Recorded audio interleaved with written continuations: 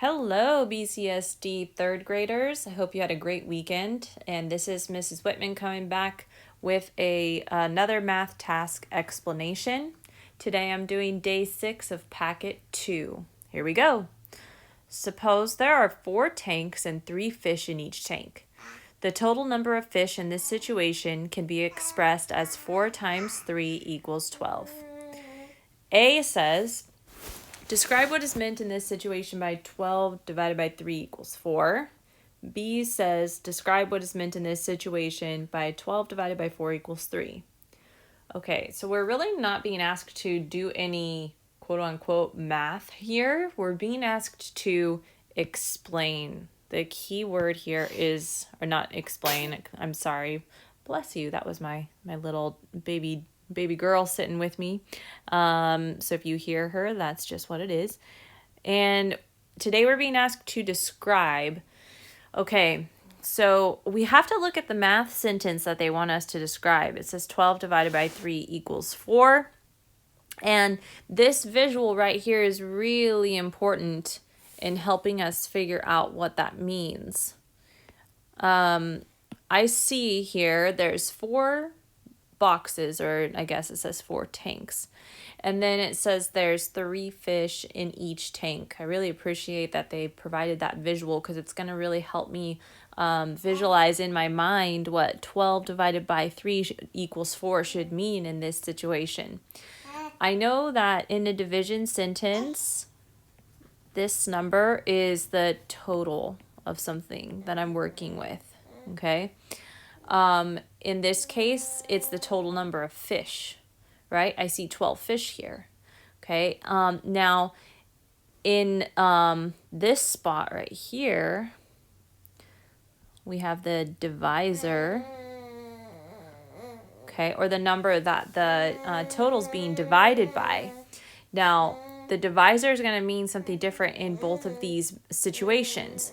When we're dividing by 3, what we're essentially saying is, if I know I want to put 3 fish in each tank, 1, 2, 3, 1, 2, 3, 1, 2, 3, 1, 2, 3, then how many fish tanks am I going to need? And I can see right here, the answer is 4, and the picture also proves that. Now I just have to say all of that in a sentence that explains my understanding of the math, okay? So describe what is meant in this situation by 12 divided by 3 equals 4. I'm going to say there are 12 fish.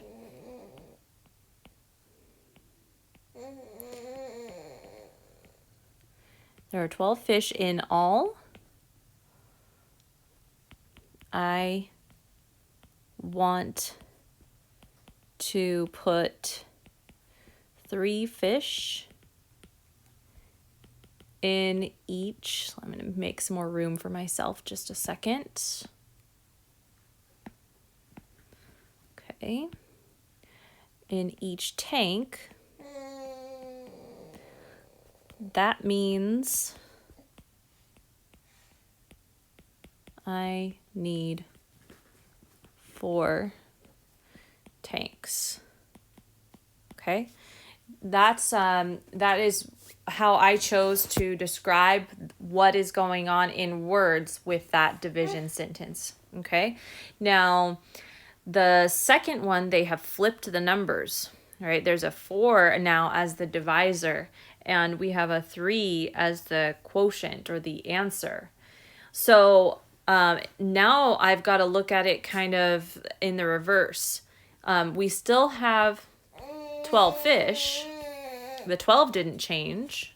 There are 12 fish. Whoops. In all. Okay.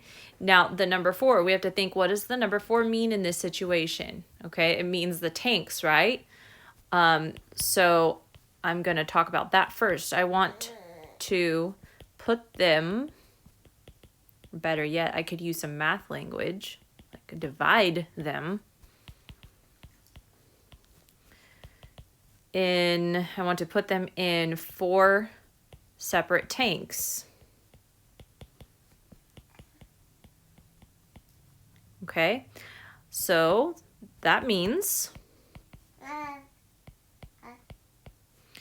I need to put 3 fish in each tank.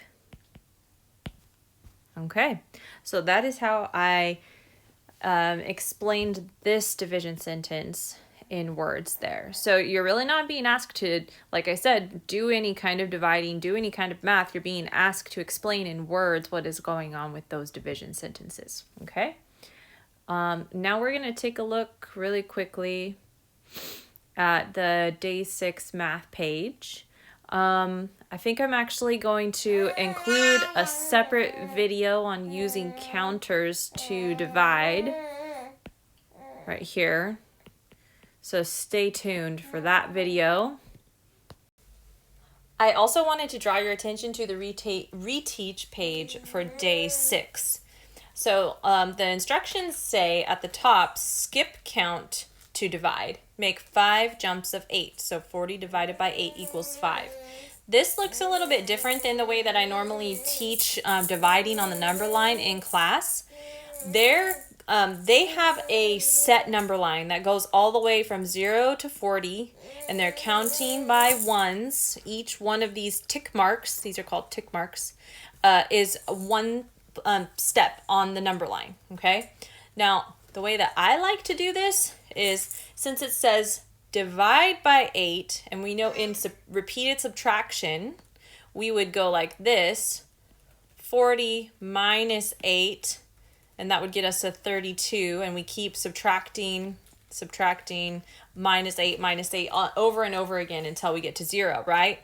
Well, instead of having it be a fixed number line, I like to do it with an open number line. I'll show you what I mean. So we're going back 8 on the number line, and we land right here. I like to write in the number that I land on my number line. So I would actually write in 32 right here, okay? And then when I go back another 8, I could just count 31, 30, 29, 28, 27, 26, 25, 24. I'm going to land on 24, okay? I like to continue to write in the value that I land on. It just helps me understand it a little bit better. And then 24 minus 8 is the next thing that I'm going to. So when I do 24 minus 8, I land on 16. And I can either do it like this, off to the side, subtracting, or I can count on my number line, whatever works for you. When I subtract another 8, I land on 8. And when I subtract another 8, I land on 0, which means I did 1, 2, 3, 4, 5 jumps to get to my final answer. So just a tip, you may want to write in the numbers that you land on. I think that it helps us to understand the spacing on the number line a little bit better, and it gives us better number sense when we do that. So you may want to try that down here and down here on these other ones that they've given you. All right, that's all for now. I will see you later with day 7. Bye.